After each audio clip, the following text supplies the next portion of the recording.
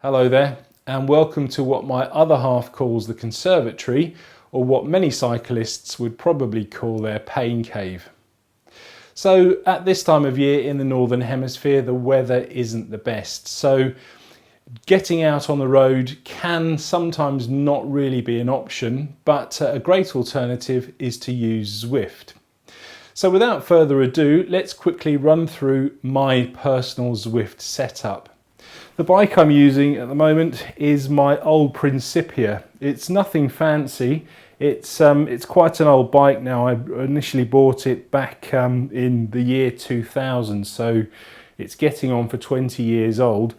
One of the reasons why I don't ride it on the road as well is because I've had it repaired here. The frame snapped and I had it welded together. And I don't really trust it out on the road, but for Zwift it's absolutely fine. But I do appreciate that many people won't have a spare bike that they can dedicate to turbo training and Zwifting.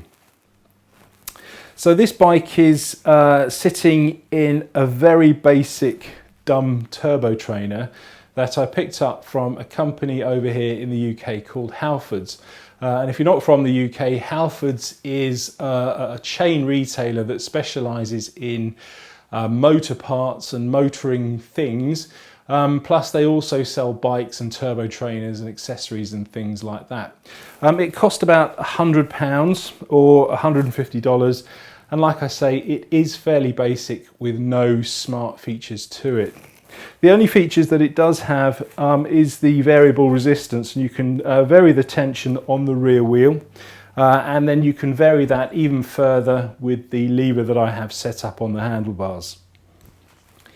So to get all of the information from the bike to the computer, I have three sensors. I have the Cardio Sport cadence sensor on the bike crank, and then I have the Cardio Sport speed sensor on the hub of the rear wheel.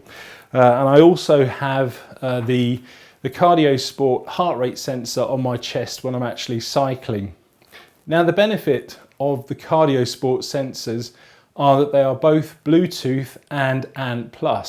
So any device that you want to run Zwift should be able to pick up those signals. So with that said, let's move on to my computer that I'm using to run Zwift. It's a 2015 MacBook Pro with a fairly high spec. Now the spec doesn't really have anything to do with its ability to run Zwift. I need a high spec computer because I edit video, but I think you don't need anything desperately fast or powerful to run the game. It's quite economical with processors and memory and that kind of thing. But I do believe it will only run on a PC or Mac.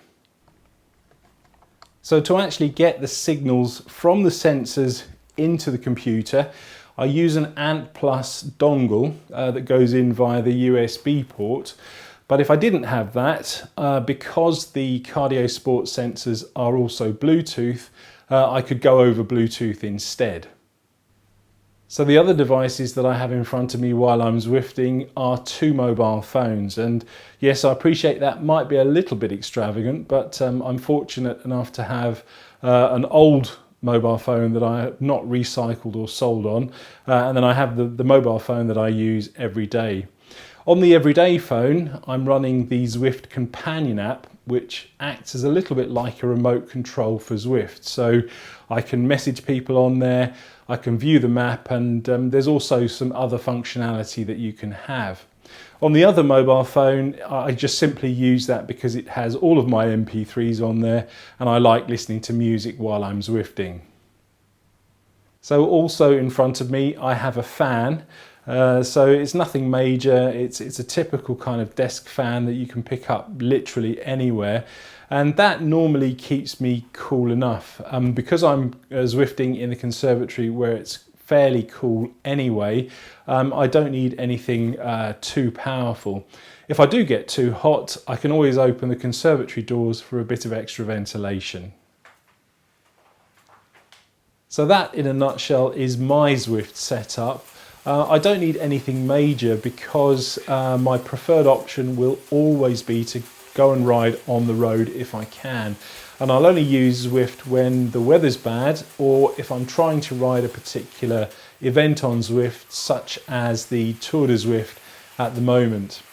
So if you'd like to set Zwift up for yourself, I've got a couple of films on YouTube showing you how. So if you have a look at those, that will run you through the entire process. But in the meantime, if you have any questions, please leave a comment.